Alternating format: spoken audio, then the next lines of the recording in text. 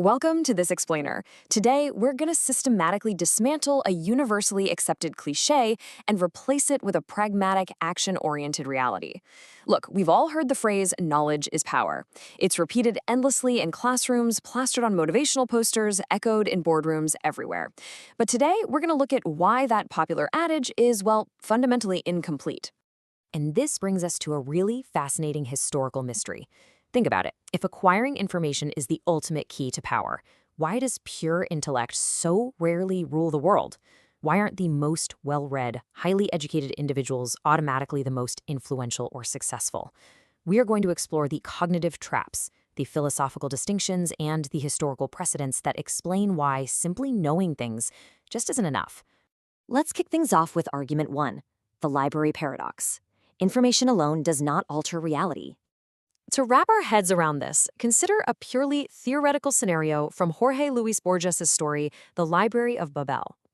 Imagine a universe that is just an endless library containing absolutely every possible combination of letters.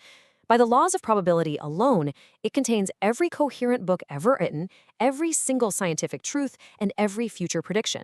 But here is the paradox. It also contains infinite volumes of pure gibberish. Having access to literally all possible information without the ability to extract and actually apply it leaves that knowledge functionally useless. And honestly, in our modern digital age, we're living in a version of this very library. Information is everywhere, but information alone, without execution, has exactly zero practical utility. Which brings us right to argument 2, the illusion of progress. This is where we look at knowledge without action as entertainment. So if having infinite information isn't true power, why do we constantly consume more books, articles, and online courses? Well, the answer lies in how cognitive ease completely fools our brains. Psychologists call this the illusion of competence. Basically, the smoother a text goes down, the more we convince ourselves we've acquired a new skill, even if we haven't practiced it for a single second. You know the feeling. You read a chapter on a new decision-making framework, and suddenly you feel 10 times sharper. You read a book about atomic habits, and you instantly feel more organized. The feeling of progress is incredibly real to your brain, but your actual tangible capability hasn't changed at all. You haven't gained power, you've just experienced cognitive ease. And we make this even worse with what's called the illusion of explanatory depth. Researchers have found that we generally believe we deeply understand how everyday things work, like a zipper or a toilet. Actually, go ahead, try to explain the mechanics of a zipper right now, out loud. Or a ballpoint pen. When people are asked to explain these mechanics step by step, they completely falter. We assume we deeply understand complex topics because we confuse society's distributed knowledge with our own personal knowledge. We know how to call the plumber or how to Google the answer, so we trick ourselves into believing we possess the knowledge ourselves. We aren't knowledgeable, we're just living knowledge adjacent. This leads us directly into 3 incredibly dangerous traps, where reading becomes mere entertainment, just with better branding. First up is the one more book trap. This is where we endlessly delay starting a difficult task because we tell ourselves, I just need a little more context first. Second is the I already know this trap, where we skim for novelty instead of thinking deeply about the fundamentals. And third, the comfort trap. Reading feels highly productive, right? But it silently protects us from the discomfort of actual output, rejection, and real-world failure. You are never wrong when you're just quietly reading a book, but that absolute safety is exactly what guarantees your stagnation. So what's the alternative? Let's get into argument 3, the problem of execution, knowing what to do versus doing it. The alternative to getting stuck in this theoretical trap relies on a really crucial distinction made by the philosopher Gilbert Ryle. He pointed out the massive gap between knowing that and knowing how. True intelligence isn't some theoretical shadow act of gathering facts. Knowing that is theoretical. It's understanding the rules of chess or the principles of software development. But knowing how? That's the practical, hands-on ability to execute in the messy real world. A product manager might know that agile development works, but successfully launching a product requires knowing how to adapt to unforeseen challenges, how to improvise, and how to make quick, hard decisions. True intelligence is evident in the performance itself, not in the quiet contemplation of theories. The Stoic philosopher Seneca actually hit the nail on the head centuries ago when he warned that relying only on the maxims of others gives you a mere notebook knowledge. It's one thing to memorize what Zeno or Cleanthes said, but at some point you have to stop and ask yourself, what have you said? What have you built?